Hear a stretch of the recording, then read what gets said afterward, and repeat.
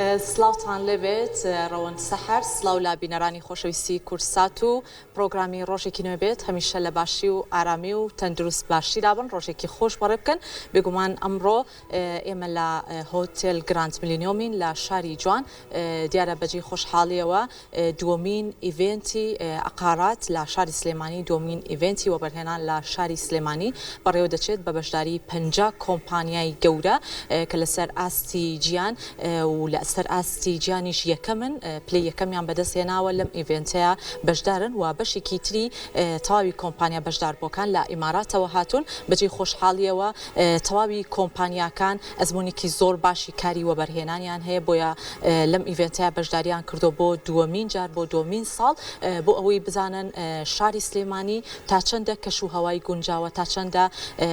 با بڵێن شوێنێکی گونجاوە بۆ وەبەرهێنان تەواوی ئەو کۆمپانیایانەی کە لەم ڕۆیە لەم ئیڤێنتەیە بەشدارن بتوانن تەواوی وەبەرهێنانەکانیان لە شاری سلێمانی زیاتر بخەنەڕۆ بەجێ خۆشحاڵیەوە لە شاری هەولێریش بۆ یەکەمین جارە ئەم ئیڤێنتە بەڕێوە دەچێت بەڵام لە شاری سلێمانی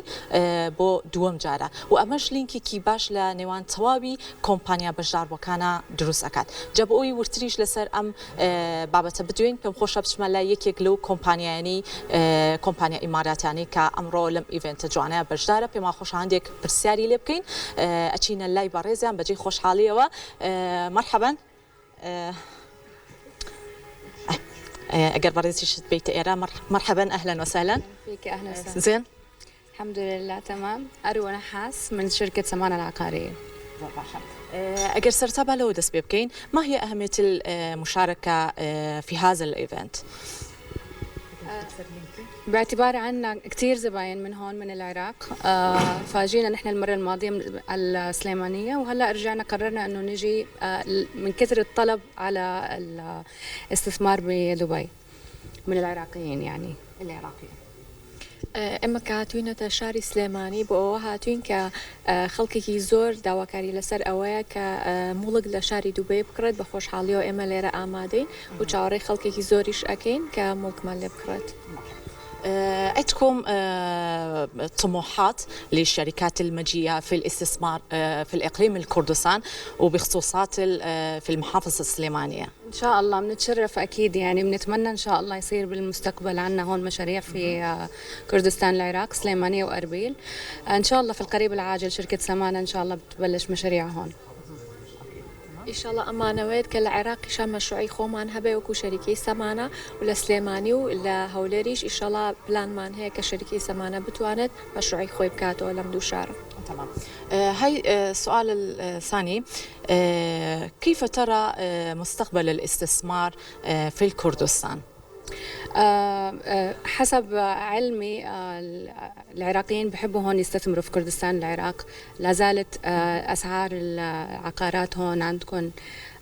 مش عالية فاي نو إنه الاستثمار هون أرخص من دبي بالنسبة للعراقيين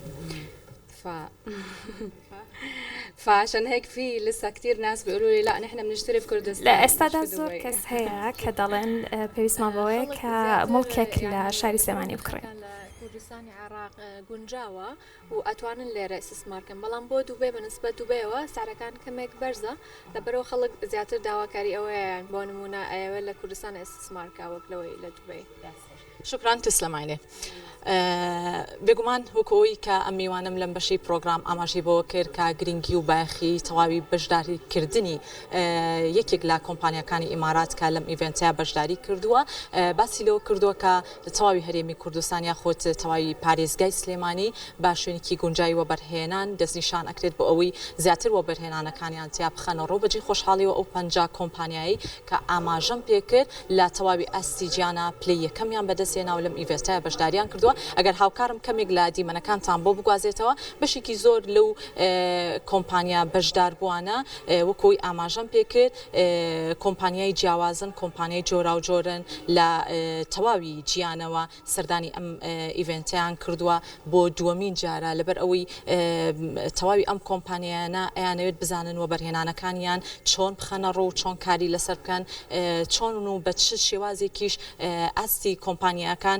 بە شێوازێکی زۆر باش دیاری بکرێت بۆ ئەوەی لە داهاتووە ئەگەر کرا حەسنە ناو شاری سلێمانیەوە بتوانن زیاتر و زیاتر وەبەرهێنانەکانیان بخەنە ڕوو لە بواری وەبەرهێنانە.